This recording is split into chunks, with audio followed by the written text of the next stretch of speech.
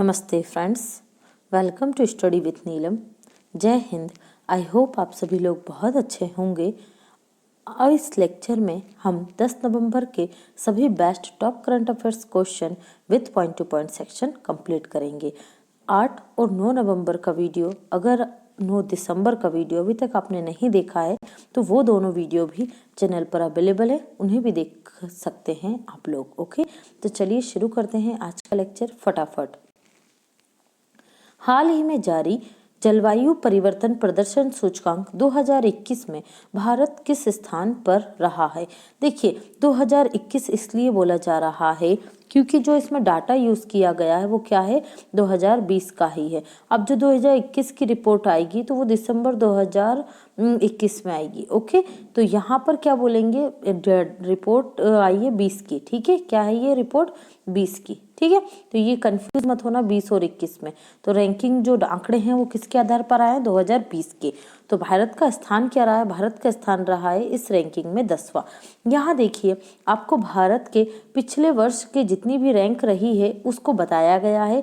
2020 में 10वें स्थान पर थे, 2019 में 9वें स्थान पर थे। एक स्थान की जो छलांग है हमने इस बार लगाई है, रिकॉर्ड सुधरा है। 2018 में 11, 2017 में 14वां और 2016 में 20, 2015 में 25, जबकि 2014 में 31वें स्थान पर थे हम जलवायु परिवर्तन सूचकांक। देखिए, जब पिछले साल 2019 में ये जब लिस्ट आई थी तब पहले, दूसरे और तीसरे 3 स्थान पर कोई भी कंट्री नहीं थी। क्यों?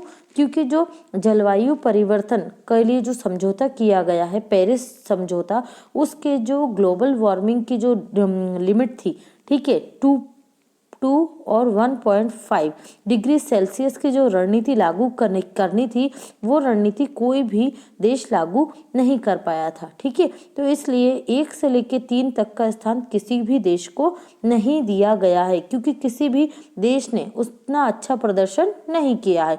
तो चौथे स्थान पर कौन है, स्वीडन है।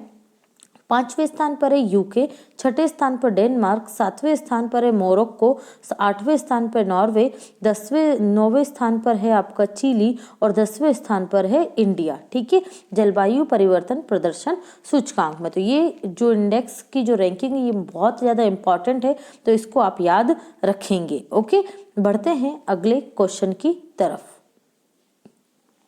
हाल ही में अंतर्राष्ट्रीय भ्रष्टाचार विरोधी दिवस कब मनाया गया? तो राइट आंसर होगा यहाँ पर हमारा 9 दिसंबर को। कब मनाया गया?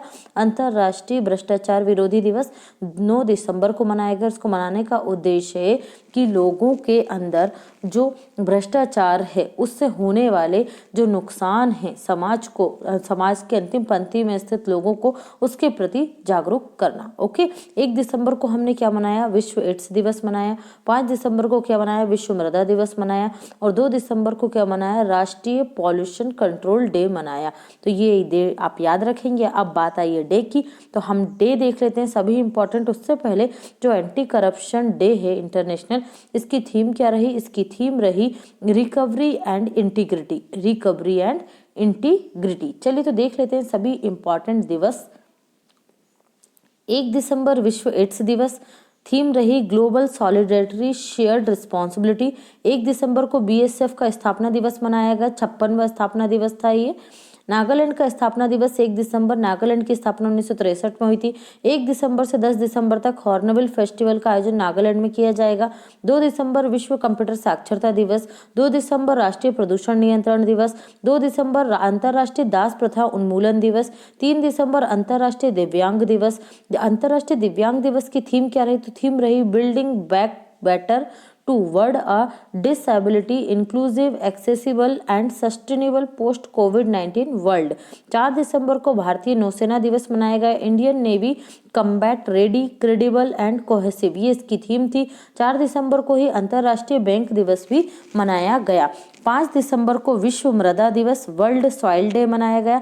5 दिसंबर को ही इंटरनेशनल वॉलेंटरी डे, अंतर्राष्ट्रीय स्वयंसेवक दिवस। ओके, थीम क्या रही इसकी स्वयंसेवक दिवस की, together we can throw volunteering.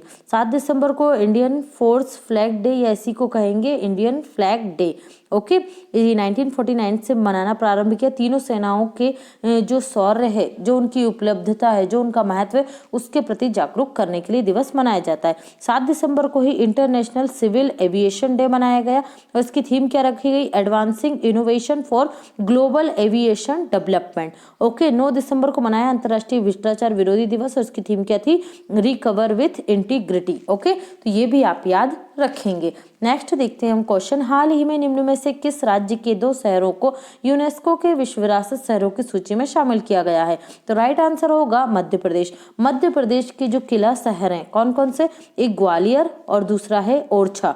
Gwalior और ओरछा दोनों को ही जो यूनेस्को है उसकी यूनेस्को अर्बन लैंडस्केप जो कैटेगरी है उसमें शामिल किया गया है और यूनेस्को की इस अर्बन लैंडस्केप कैटेगरी में भारत के अब तक 40 शहरों को शामिल किया जा चुका है। टोटल शहरों को आपको याद रखना 40 है ऑल ओवर इंडिया में। ओके, और जो 2 नए शामिल किए गए हैं तो ये है ओरछा और ग्वालियर को। ओके, यूनेस्को का फुल फॉर्म क्या होता है, तो यूनेस्को का फुल फॉर्म होता है United Nation Educational Scientific Cultural Organisation. Okay, इसकी स्थापना कब हुई थी यूनेस्को की, तो इसकी स्थापना हुई थी 4 नवंबर 1945 को। 4 नवंबर 1945 को यूनेस्को की स्थापना हुई थी और 4 नवंबर को ही मनाया जाता है विश्व पर्यटन दिवस। क्या मनाया जाता है, विश्व पर्यटन दिवस, world tourism day. Okay, headquarter आपको मिलेगा यूनेस्को का पेरिस फ्रांस में। कहाँ, पेरिस फ्रांस में। और इसके डायरेक्टर जनरल डीजी कौन है, ऑड्रे अजेलो। ओके, अब बात कर लेते हैं हम किसकी, मध्य प्रदेश की। तो ये रहा मैप में मध्य प्रदेश। राजधानी क्या है, भोपाल है। मुख्यमंत्री है शिवराज सिंह चौहान। गवर्नर है आनंदीबेन पटेल जो उत्तर प्रदेश की भी गवर्नर हैं। ओके, इंदिरा सागर बांध किस नदी पर बना हुआ है, बहुत आता है ये क्वेश्चन, तो ये नर्मदा नदी पर है मध्य प्रदेश में। कालिदास सम्मान ये मध्य प्रदेश सरकार के द्वारा दिया जाता है। सर्वाधिक वनों वाला राज्य देश में मध्य प्रदेश है। राजा भोज एयरपोर्ट ये आपको मध्य प्रदेश में मिलेगा और खजुराहो के मंदिर मध्य प्रदेश के छतरपुर जिले में स्थित हैं। वर्ष 2030 तक राज्य को एड्स मुक्त करने का लक्ष्य रखा है मध्य प्रदेश सरकार ने। मुख्यमंत्री ग्रामीण स्ट्रीट वेंडर योजना के तहत 10,000 तक का ब्याज मुक्त ऋण प्रदान करेगी ग्रामीण क्षेत्रों में मध्य प्रदेश सरकार। गौ माता टैक्स लगाने की घोषणा मध्य प्रदेश सरकार ने की है। गो कैबिनेट का गठन करने वाला पहला राज्य कौन सा बना है देश का, मध्य प्रदेश। ग्वालियर और ओरछा को यूनेस्को शहरों की सूची में शामिल किया गया है। सर्वाधिक शिशु मृत्यु दर किस राज्य में होती है, तो ये मध्य प्रदेश में होती है। इतने पॉइंट आपको मध्य प्रदेश से याद रखना है। इसके साथ ही देश का पहला ई वेस्ट क्लिनिक भोपाल में बना है। किसान कल्याण योजना मध्य प्रदेश सरकार ने प्रारंभ की। इसके तहत मध्य प्रदेश सरकार जो प्रधानमंत्री किसान कल्याण योजना है उसमें केंद्र सरकार 6,000 रुपये महीने देती है और मध्य प्रदेश सरकार 4,000 रुपये महीने देगी अपने किसानों को। इस प्रकार मध्य प्रदेश के जो किसान हैं उन्हें जो सम्मान निधि है वो टोटल 10,000 रुपये मिलेगी। गंदगी भारत छोड़ो अभियान मध्य प्रदेश सरकार ने प्रारंभ किया। छतरपुर पुलिस द्वारा एक संकल्प बुजुर्गों के नाम अभियान प्रारंभ किया गया। बैतूल पुलिस ने आत्महत्या केसेस को कम करने के लिए आसपास योजना प्रारंभ की। स्वच्छता सर्वेक्षण में इंदौर प्रथम स्थान पर रहा लगातार चौथी बार। देवी अहिल्याबाई एयरपोर्ट अंतर्राष्ट्रीय एयरपोर्ट का दर्जा दिया। ये कहाँ पर है, इंदौर जिले में। देश का पहला इन्फेंट्री म्यूजियम इंदौर में बनेगा। रोको टोको अभियान, एक मास्क अनेक जिंदगी अभियान, ये मध्य प्रदेश सरकार ने प्रारंभ किए थे। जीवन शक्ति योजना, जीवन अमृत योजना प्रारंभ की गई थी। हमारा घर हमारा विद्यालय योजना प्रारंभ की गई। किल कोरोना अभियान 1 जुलाई 2020 से प्रारंभ किया गया था। शहरी पथ व्यवसाय योजना भी मध्य प्रदेश सरकार ने प्रारंभ की थी। इसमें भी 10,000 रुपये तक का ब्याज मुक्त ऋण दिया जाएगा जिनको कोविड-19 से आर्थिक हानि हुई है उन्हें। ओके, हाल ही में निम्न में से किसने वर्ष 2020 का विश्व एथलीट ऑफ द ईयर खिताब जीता है? ओके, तो राइट आंसर होगा ए और बी दोनों। देखिए यहाँ पर पूछा गया खिताब किसने जीता था। ये 2 श्रेणियों में दिया जाता है, पुरुष और महिला, मेल और फीमेल। ठीक है, तो यहाँ पर देखिए जो फीमेल कैटेगरी में ये दिया गया है, जो अवार्ड था ये दिया गया है आपके वेनेजुएला की ट्रिपल जंपर। ये है वेनेजुएला की ट्रिपल जंपर, क्या नाम है इनका, यूलीमाला रोहास, ठीक है, ट्रिपल जंपर हैं ये, और इन्होंने विश्व का रिकॉर्ड बनाया है, इसलिए एक साल में, ठीक है, इन्हें क्या दिया गया है, विश्व एथलीट ऑफ द ईयर का खिताब जीता है। किस देश से, याद रखिएगा, वेनेजुएला से। किस खेल से संबंधित है, ये ट्रिपल जंपर है। ओके, महिलाओं में इन्हें मिला है विश्व एथलीट खिताब। अब हम देखते हैं विश्व एथलीट ऑफ द ईयर 2020 का पुरुष का जो खिताब है ये मिला है मोंडो डुप्लेंटिस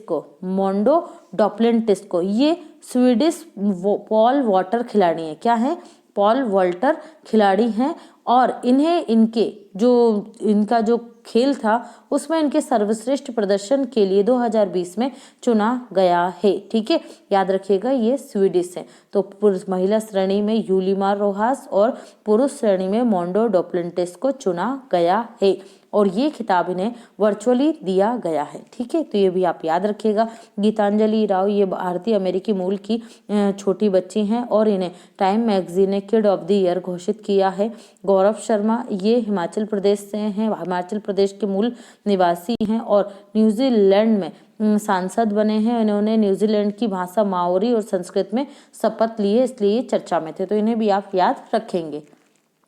निम्न में से कौन सा देश विश्व आर्थिक मंच 2021 की मेजबानी करेगा? तो राइट आंसर होगा Singapore. Singapore world economic forum की 50वीं जो बैठक है कब होगी? 2021 में। कहाँ पर? तो सिंगापुर में होगी। इसको आयोजित करेगा, इसकी मेजबानी करेगा। कब से कब तक? तो ये करेगा 13 से 16 मई 2021 में। 13 से 16 मई 2021 में इसको आयोजित करेगा कौन? सिंगापुर। ओके, और 2022 में जब इसकी 51वीं बैठक होगी, ठीक है, 51वीं जो बैठक होगी उसको होस्ट करेगा स्विट्जरलैंड, क्योंकि इसका हेडक्वार्टर भी कहाँ पर है भाई?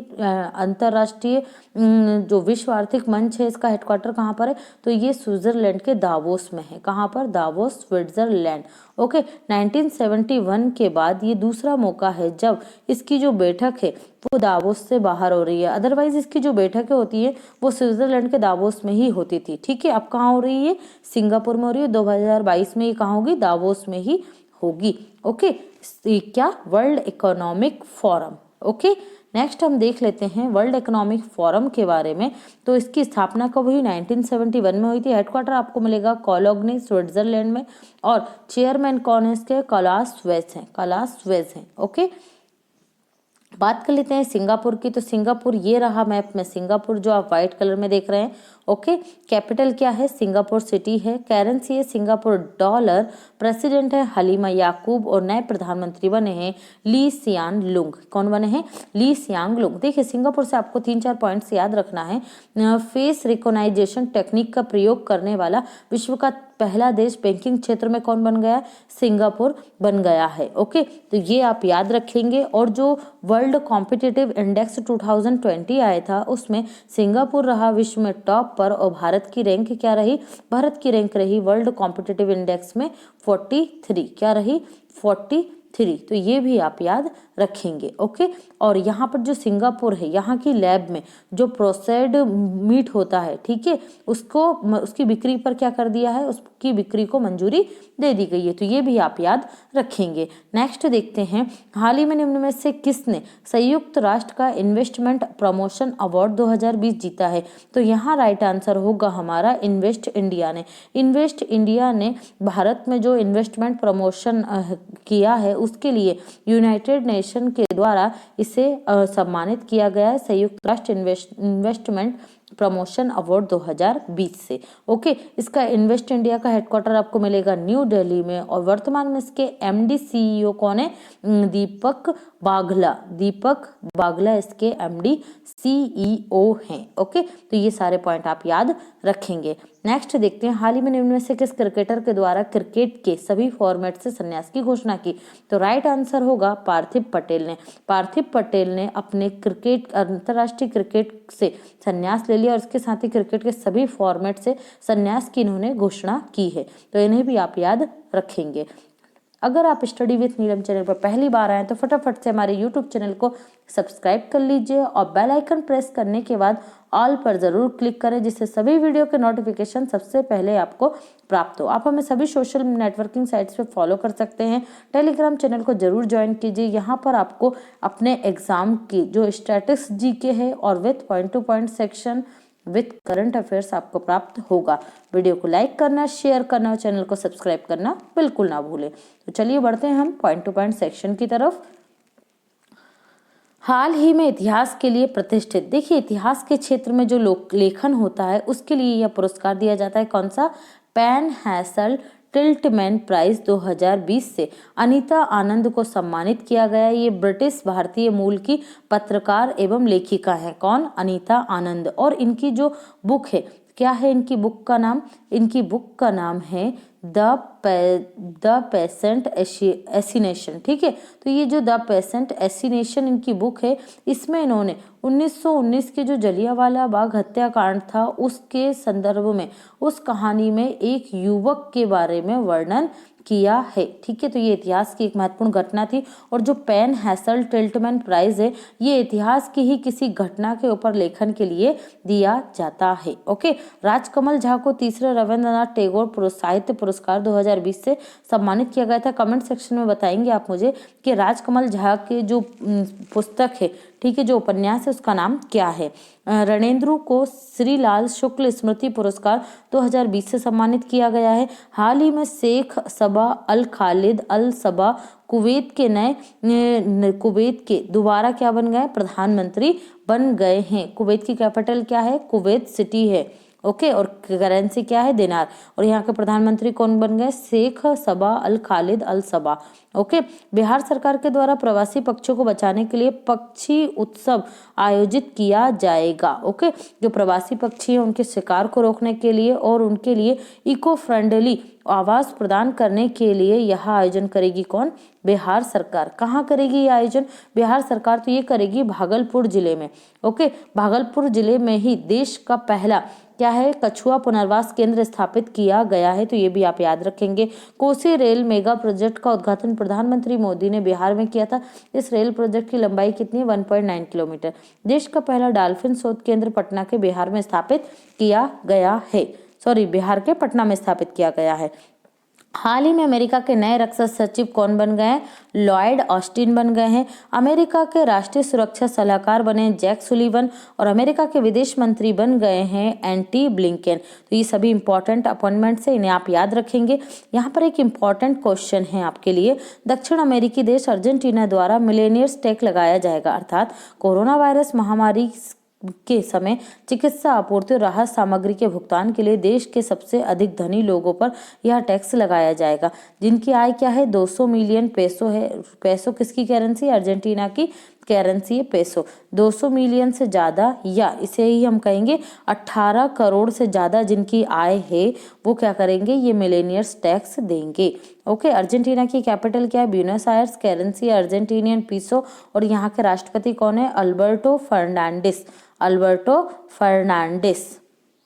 तो लास्ट वीडियो में जो आपसे क्वेश्चन पूछा गया था, हाल ही में निम्न में से किसे दादा साहेब फाल्के आइकन अवार्ड 2020 से सम्मानित किया गया? तो इसका राइट आंसर था आपका किसको? अनंग शाह विश्वास को सम्मानित किया गया है।